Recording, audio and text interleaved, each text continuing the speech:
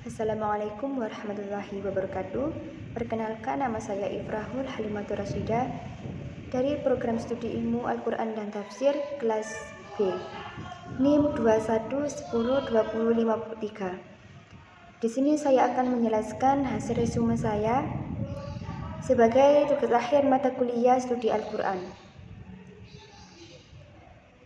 Al-Quran adalah firman Allah Subhanahu wa Ta'ala yang diturunkan kepada Nabi Muhammad SAW melalui perantara malaikat Jibril sesuai dengan redaksinya, yang memiliki kemukjizatan lafal yang tertulis dalam mushaf dimulai dari surah Al-Fatihah sampai dengan surah An-Nas, dan disampaikan secara mutawatir kepada umat Islam, di mana membacanya dinilai sebagai ibadah. Menurut Manna Al-Qotan, ulumul Quran adalah ilmu yang mencakup pembahasan-pembahasan yang berhubungan dengan Al-Quran dari segi sebab turunnya, pengumpulan dan urut-urutannya, pengetahuan tentang ayat-ayat Makkiyah dan Madaniyah, nasih dan mansuh, mahkam dan mutasyabih, dan hal-hal yang berkaitan dengan Al-Quran. Ulum Al-Quran adalah sejumlah ilmu pengetahuan yang secara khusus membahas tentang Al-Quran dari berbagai aspeknya. Pada masa Rasulullah SAW hingga masa kekhalifahan Abu Bakar dan Umar, ilmu Al-Quran masih diriwayatkan secara lisan. Ketika pada zaman Khalifah Utsman, di mana orang Arab mulai bergaul dengan orang-orang non-Arab, sehingga Utsman memerintahkan supaya kaum muslimin berpegang pada mushaf induk dan membakar mushaf lainnya. Utsman mengirimkan mushaf kepada beberapa daerah sebagai pegangan. Usaha yang dilakukan oleh Utsman, beliau meletakkan dasar ilmu ras Al-Quran.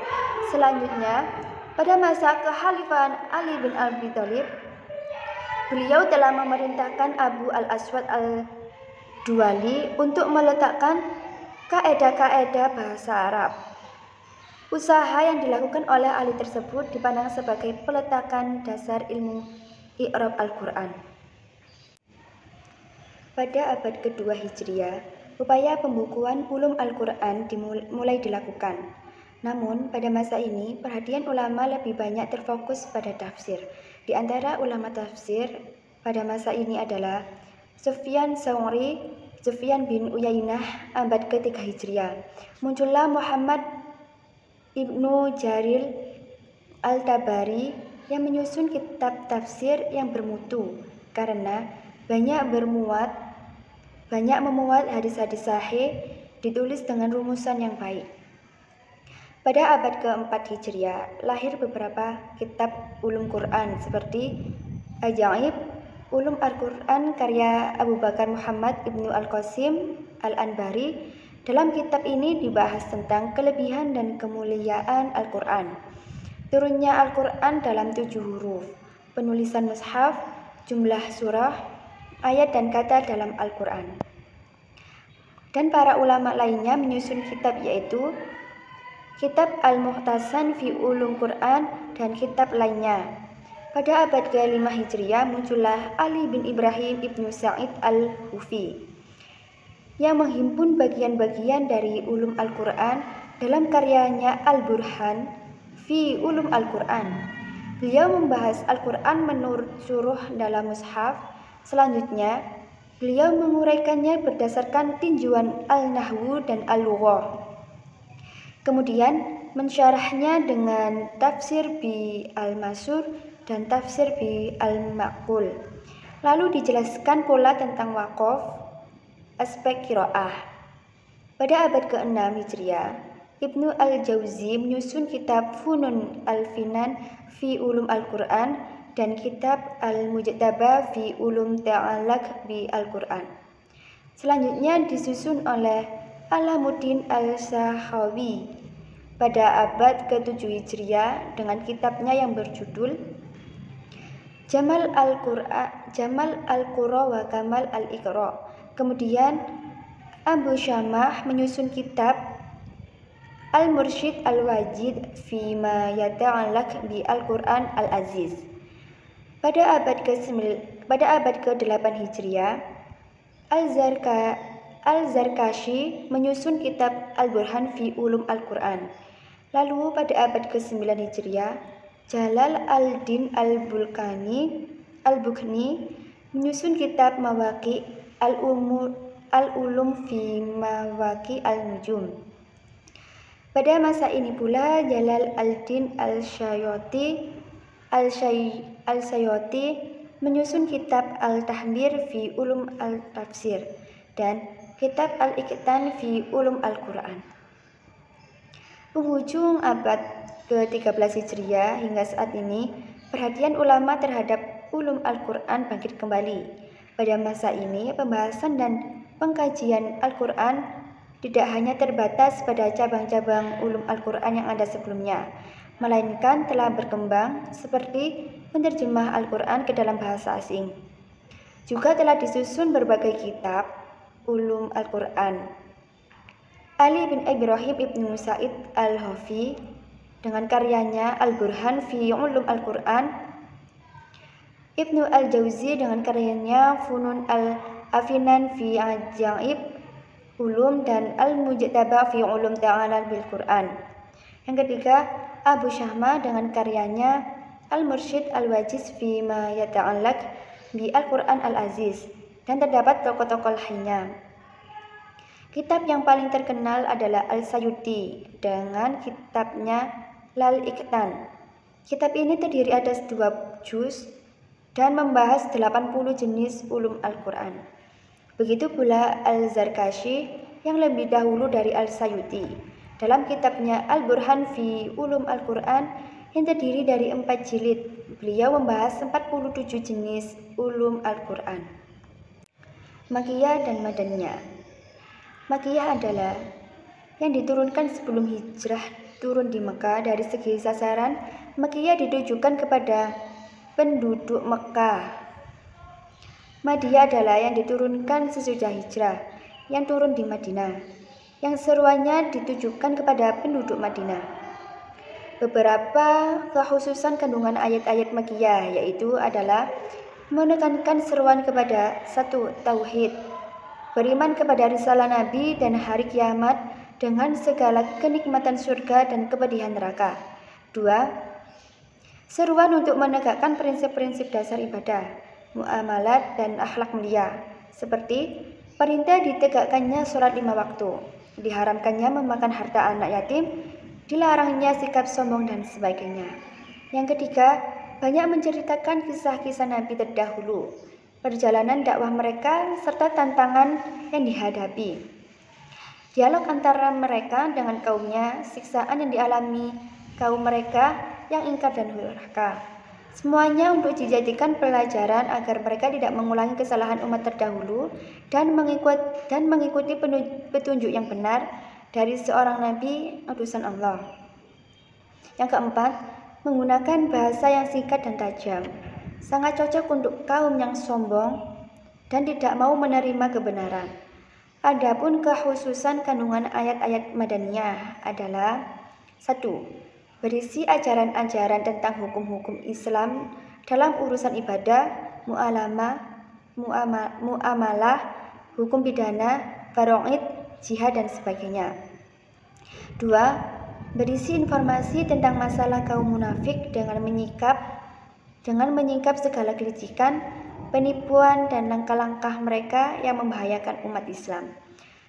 Yang ketiga, berbagai informasi tentang masalah ahli kitab, makar yang mereka lakukan, kebatilan akidah mereka serta ajakan kepada mereka agar kembali kepada akidah yang benar. 4. Menggunakan bahasa yang panjang dan detail karena tema pembicaraan banyak menyangkut syariat dan akidah yang butuh keterangan tersendiri. Selama 13 tahun terdapat 3 periode. Periode itu antara lain, periode ini dimulai dari permulaan wahyu sampai hijrah Nabi ke Habasyah yang terdiri dari 22 surah. Yang pertama surah Al-Alaq, Al-Fajr, Al-As, Al-Adiyat. 2. Hijrah Nabi ke Habasyah. Periode kedua dimulai dari hijrah Nabi ke Habasyah ke Isra Mi'raj Nabi, terdiri dari 27 surah. yaitu An-Najm, Ambasa, Al-Qadar, dan lainnya. Periode ketiga dimulai dari peristiwa Isra Mi'raj Nabi sampai Nabi hijrah ke Madinah yang terdiri dari 30 surah. Yang pertama Al-Isra, Yunus, dan sebagainya. Periodisasi surah Makkiyah di atas yang diurut berdasarkan kronologi turunnya dapat membantu untuk memahami peristiwa yang melingkupinya, sehingga dapat memberikan petunjuk untuk memahami kandungan Al-Quran. Surah-surah Madaniyah dapat dijelaskan dalam 4 periode, dimulai dari hijrah Nabi ke Madinah sampai beliau wafat. Keempat periode tersebut adalah sebagai berikut. 1. Hijrah Nabi ke Madinah sampai Perang Badar. Periode ini dimulai dari hijrah Nabi ke Madinah sampai Perang Badar. Hanya satu surah yang turun pada periode ini, yaitu surah Al-Baqarah. Yang kedua, Perjanjian Hudaibiyah. Ada 3 surah yang turun pada periode ini, yaitu yang pertama surah Al-Anfal yang bertema harta rampasan, yang kedua surah Al-Imran bertema penolakan terhadap orang-orang Nasrani, ketetapan hati orang-orang mukmin. Yang ketiga surah Al-Ahzab bertema perihal kemenangan kaum muslimin. 3. Perjanjian Hudaibiyah sampai ke Perang Tabuk. Periode ini dimulai dari Perjanjian Hudaibiyah sampai ke Perang Tabuk, terdiri dari 22 surah. Beberapa manfaat dari kajian dan pemahaman terhadap Makkiyah Madaniyah itu diantaranya adalah sebagai berikut. 1. Semakin memperkuat keyakinan bahwa Al-Quran itu adalah kalam Allah yang mengandung mukjizat. Yang kedua, mempermudah memahami kandungan Al-Quran karena dengan mengetahui di mana, kapan, dan dalam peristiwa apa wahyu itu diturunkan. Yang ketiga, bisa membedakan antara ayat yang nasih dengan ayat yang mahsuh bila di antara kedua ayat terdapat makna yang kontradiktif. Selanjutnya, asbabun nuzul. Secara etimologi terdiri dari kata asbab dan an-nuzul. Asbab dapat berarti sesuatu yang menyampaikan kepada sesuatu yang lain, sedangkan an-nuzul artinya menempati dan menempati tempat mereka. Sedangkan secara terminologi, pengertian asbab an-nuzul adalah sesuatu yang menyebabkan satu ayat atau beberapa ayat diturunkan untuk membicarakan sebab atau menjelaskan hukum sebab tersebut pada masa terjadinya sebab itu. Latar belakang diturunkannya ayat ataupun beberapa ayat Al-Quran dikarenakan adanya suatu peristiwa tertentu dan pertanyaan yang diajukan kepada Nabi Muhammad SAW. Adapun ayat yang diturunkan karena suatu peristiwa menurut Az-Zarqani ada 3 bentuk. Yang pertama, peristiwa husuma atau pertengkaran yang sedang berlangsung. Dari kejadian ini turunlah beberapa ayat dari surah Al-Imran yang dimulai dari ayat 100 hingga beberapa ayat berikutnya. Yang kedua, peristiwa berupa kesalahan seseorang yang tidak dapat diterima akal, seperti orang yang masih mabuk mengimami sholat sehingga ia sholat dalam membaca surah Al-Kafirun. Kemudian turunlah ayat dari surah An-Nisa. Yang ketiga, peristiwa mengenai cita-cita dan harapan seperti muwafaqat, persucian atau kecocokan. Kemudian turunlah ayat hijab, yakni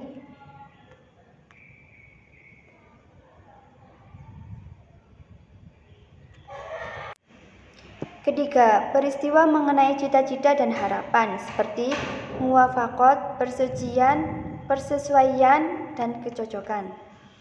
Kemudian turunlah ayat hijab, yakni ayat dari surah Al-Ahzab ayat 53. Sedang ayat ataupun ayat-ayat diturunkan karena ada pertanyaan yang ditujukan kepada Nabi Muhammad SAW juga ada 3 bentuk. Yang pertama, pertanyaan tentang peristiwa yang sudah lampau, semisal firman Allah Subhanahu wa taala dalam surah Al-Kahfi ayat 83. Yang kedua, pertanyaan tentang peristiwa yang sedang berlangsung, semisal firman Allah Subhanahu wa taala dalam surah Al-Isra ayat 85. Yang ketiga, pertanyaan tentang peristiwa yang akan datang, semisal firman Allah Subhanahu wa taala dalam surah An-Nazi'at ayat 42. Sekian dari penjelasan saya. Apabila ada salah kata, mohon maaf yang sebesarnya. Saya akhiri. Wassalamualaikum warahmatullahi wabarakatuh.